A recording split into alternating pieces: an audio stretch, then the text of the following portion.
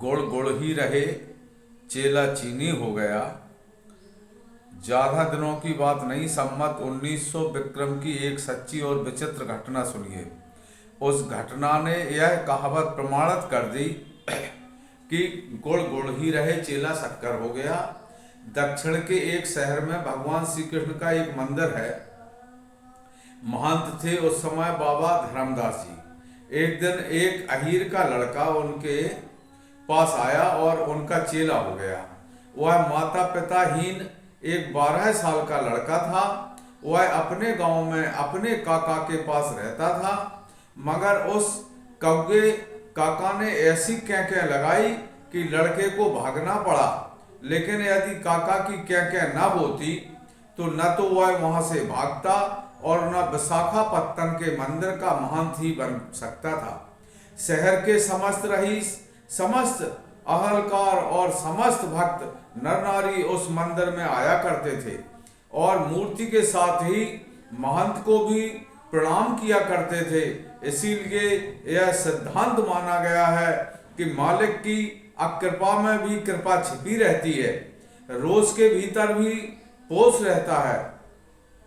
अस्तु उस लड़के को नाम मिला गरीबदास। गरीबदास को दिन भर मंदिर की 5 गायें वन में चरानी पड़ती थीं। दोपहर और शाम को बनी बनाई रोटी खाई और पढ़कर सो रहे। यही गरीबदास की दिनचर्या थी। लिखना पढ़ना कुछ नहीं, पूजा बंदगी कुछ नहीं, दूध पीना और गाय चराना। एक दिन आई एकादशी। महंत जी ने गरीबदास से कहा, आज दोपहर को यहाँ मत आना, मेरा व्रत है, इसीलिए भोजन शाम को बनेगा। तुम आधा सेर आटा और 20 आलू लिए जाओ। दोपहरी को स्नान करना और वन की कंडी बीन कर आग सुलगाना, पानी से उस जगह को पवित्र कर देना। गरीबदास जी बोले, जी हाँ। धर्मदास अपने अंगोछे पर आटा गूंदना। धर्मदास जी ने कहा कि अपने अंगोछे पर आटा गूंदना, मैं तुमको एक लौकी कमंडल दूंगा, उससे पानी का काम करना। गरीबदास जी ने कहा, ठीक है महाराज।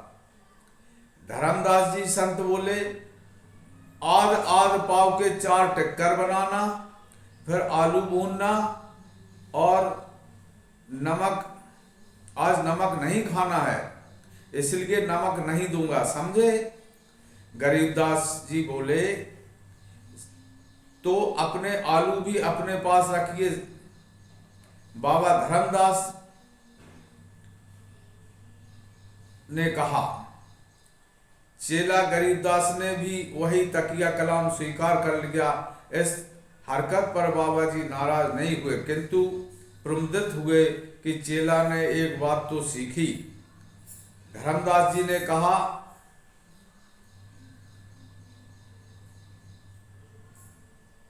पागल है क्या, नमकीन आलू और भी अच्छे लगते हैं, सौंधापन मिलता है। गरीबदास जी ने कहा, ठीक है। धर्मदास जी बोले, जब भोजन बन जाए तब अपने गले का हीरा उतारना। गरीबदास जी ने कहा, ठीक है। धर्मदास जी ने कहा, जिस दिन तुझे चेला बनाया था उस दिन तेरे गले में मैंने एक सालग्राम की मूर्ति ताबीज बनाकर बांध दी थी, उसी को हीरा कहते हैं।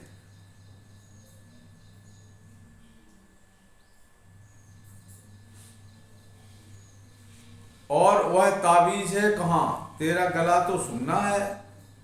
गरीबदास ने कहा, उतार कर भेज दिया। धर्मदास जी ने कहा, बड़ा गधा है, कहाँ फेंक दिया। गरीबदास जी ने कहा, छप्पर में खुरस दिया है। धर्मदास पूरा उल्लू मालूम पड़ता है, अबे उसे फेंक क्यों दिया। गरीबदास जी ने कहा, गले में पत्थर बांधने से फायदा, सोते समय कभी कभी वह गले के नीचे आ जाता था तो मालूम पड़ता था कि जान गई, मैं उसे नहीं पहनूंगा। धर्मदास जी ने कहा, अरे राम राम, चेला है कि चेला, ले आ उसे मेरे पास। गरीबदास घबरा गया, कहीं वृद्ध साधु उसे उस नाहक पत्थर के लिए पीटने न लगे। यह सोचकर वह चटपट ताबीज खोज लाया और गुरुजी को दे दिया। धर्मदास, देखो बच्चा, तुम अभी नादान हो, समझे? इस कपड़े के भीतर सालग्राम जी की मूर्ति है, मूर्ति के भीतर गोपाल जी रहते हैं।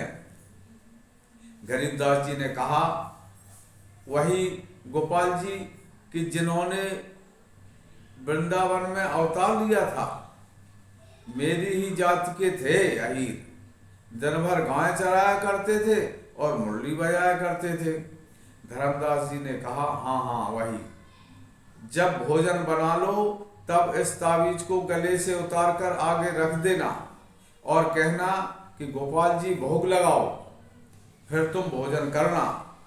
गरीबदास जी ने कहा, ठीक है। धर्मदास जी ने कहा, अच्छा तो आ हीरा बांधो। गरीबदास जी ने कहा, ठीक है, कोई हरज नहीं।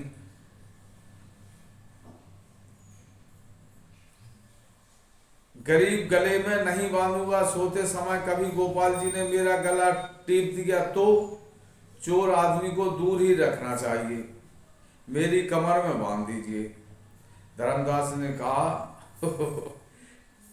कमर में नहीं, लाओ बाजू में बांध दो, हाथ जोड़कर आंखें बंद करके भोग लगाना।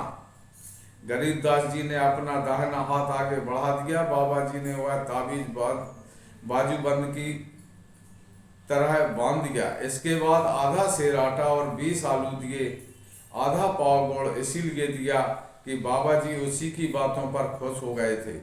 इसके अलावा उसने उनका तकिया कलाम कंठ कर लिया था।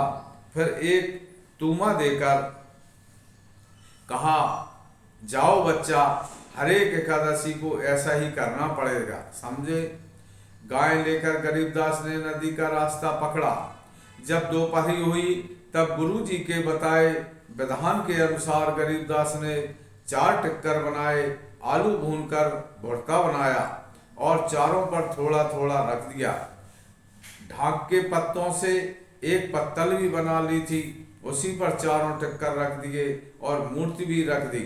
इसके बाद उसने अपने दोनों हाथ जोड़े और आंखें बंद की। फिर कहा, गोपाल जी भोग लगाओ। आंखें खोलकर गरीबदास ने देखा कि चारों टिक्कर रोटियां ज्यों की त्यों रखी हैं, एक भी कम नहीं हुई, यानी गोपाल जी ने भोग नहीं लगाया। वह सोच रहा था कि कम से कम एक रोटी तो गोपाल जी खा ही लेते। उसने फिर नेत्र बंद किए, फिर वही प्रार्थना की, मगर टिक्करों में कभी कमी न हुई। गरीबदास ने प्रतिज्ञा की कि जब तक गोपाल जी भोग न लगाएंगे तब तक वह भोजन न करेगा। गोपाल जी की आज्ञा भी ऐसी थी, ऐसा मुमकिन नहीं कि भोग लग जाए और भोजन में कोई कमी ना आए। दोपहर के 11 बजे के गरीबदास जी यह हरकत शाम को 4 बजे तक जारी रही। गोपाल जी ने देखा कि गरीबदास वज्र मूर्ख है। गोपाल जी प्रकट हो गए। वह या तो वज्र पंडित के सामने प्रकट होते हैं या वज्र मूर्ख के बीच वाले यूं ही मुँह उठाए बैठे रहते हैं।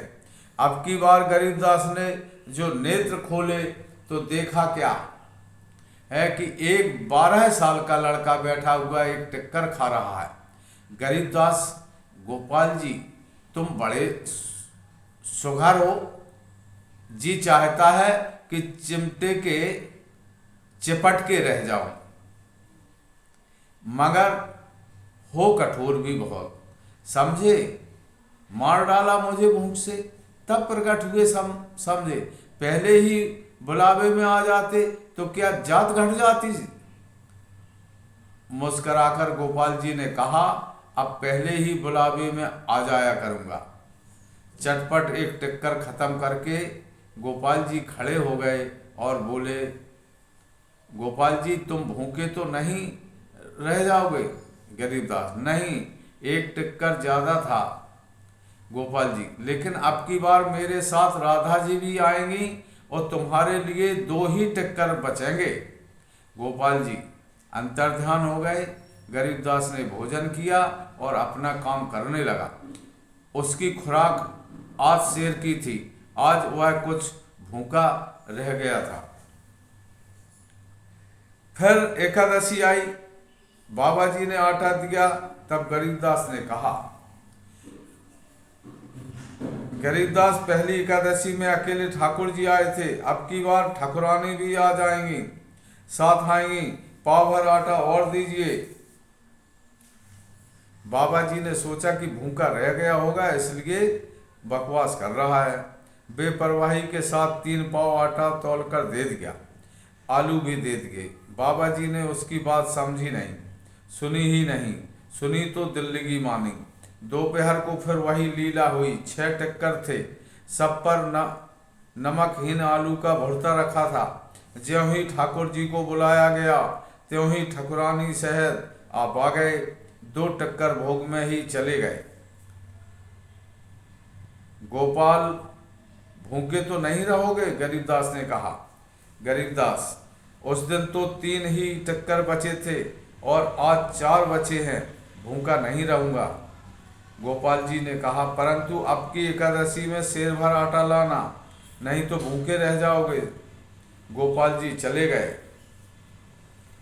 गरीबदास भोजन करने लगा। उसने गोपाल जी की बात नहीं याद रखी, क्योंकि वह उस बात को समझ नहीं सका था, दिल्ली की समझी थी। फिर एकादशी आई। गरीबदास ने 3 पाव आटा लिया था, इसलिए 6 टिक्कर बने थे। भोग लगाया गया। ठाकुर जी और ठाकुरानी जी के साथ में 2 मूर्तियों और भी पधारी, सत्यभामा और रुक्मणी जी सहित चारों ने 4 टिक्कर उठा लिए। अपने लिए 2 ही टिक्कर देख गरीबदास जी समोस महसूस कर रह गया। उसने सोचा, ठाकुर जी की ठाकुरानियों का अंत नहीं है क्या? जब सब लोग खा पी चुके तब हंसकर गोपाल जी ने कहा, कहो गरीबदास, मैंने कहा नहीं था कि आटा सेर भर लाना। खैर, अब की एकादशी पर 1.5 सेर आटा लाना।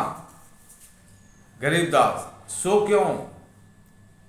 गोपाल जी बोले, मेरे 2 सखा भी आना चाहते हैं, मनसुखा और श्रीदामा। वे तो अभी आ रहे थे, कहते थे कि गरीबदास को देखेंगे कि कैसे भोग लगाता है। गरीबदास, उनको लाने की जरूरत नहीं, मैं ठाकुर जी को भोग लगाता हूँ या ठाकुर जी के खानदान भर को। गोपाल जी, समझो चाहे न समझो, अब की बार आटा ज्यादा लाना। इस लीला द्वारा भगवान महान धर्मदास की आंखें खोलना चाहते थे। इस मर्म को गरीबदास कैसे समझ सकता था? वह चुपचाप भोजन करने लगा। ठाकुर जी अपनी पार्टी के शहर भोग लोग के चले गए। धर्मदास, बेटा गरीबे, आज फिर एकादशी है। गरीबदास बोला, रोज रोज एकादशी खड़ी रहती है। धर्मदास, तुम्हें क्या तकलीफ होती है? गरीबदास, जिस पर बीतती है वही जानता है। धर्मदास, क्या तुम भूखे रहते हो? 3 पाव खा जाते हो। यहाँ तो तुम दोपहरी में आधा सेर ही खाते हो, वन में 3 पाव में भी भूखे रहते हो। क्या आटा बेचने लगे हो? गरीबदास, मैं ही सब खा जाता हूँ क्या? ठाकुर जी के भोग में कुछ खर्च नहीं होता है। कभी 2 जने आते हैं, कभी 4 आ जाते हैं, अब की बार 6 प्राणी आएंगे। 1.5 सेर आटा दीजिए, नहीं तो मैं गाय चराने नहीं जाऊंगा। आपकी चेंचे तो कक्का की कह ही भली थी। धर्मदास ने 1.5 सेर आटा दे दिया और स्थिर किया कि आज खुद दोपहरी में छिपकर देखेंगे कि वह आटे को फेंकता है या बेचता है या क्या माजरा है। भन भनाता हुआ गरीबदास जंगल की तरफ चला गया। दोपहरी हुई। महान धर्मदास छिपकर वहां जा पहुंचे जहां गरीबदास टिक्कर बना रहा था। एक झाड़ी में पीछे से तरफ बैठ गए। गरीबदास ने 12 टिक्कर बनाए थे, आटा बचाया नहीं था। सब रोटियों पर थोड़ा थोड़ा आलू का भुर्ता रखा था।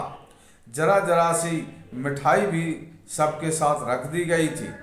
दोनों हाथ जोड़कर ज्यों ही गरीबदास ने भोग लगाया त्यों ही यह क्या, धर्मदास ने देखा कि 16,000 रानियों सहित 8 महारानियों सहित 3 सखाओं सहित मुरलीधर प्रकट हुए। सबने सब रोटियां टुकड़े टुकड़े कर खा डाली। उस दिन गरीबदास को कुछ भी न बचा। 16 आना एकादशी को सामने देख हुआ बेचारा अकबका गया।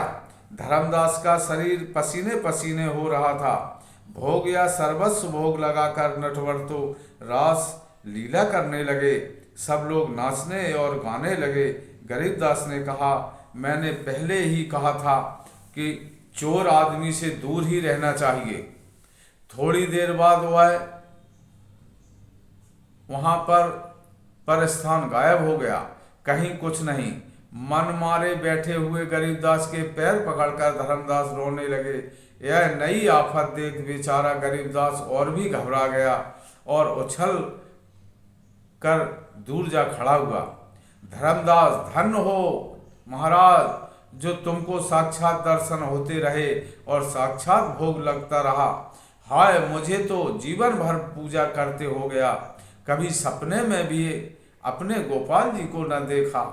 आज से मैं चेला और आप गुरु समझे। गरीबदास कहने लगा, आप कहते क्या हैं समझे? आप तो कहते थे कि मैं आटे को बेचता हूँ, देखा कैसे बेचता हूँ। धर्मदास जी बोले, मैं पापी हूँ, मैं अपने प्रभु द्वारा त्यागा गया हूँ, मुझसे कहीं ज़्यादा आपकी पहुँच है।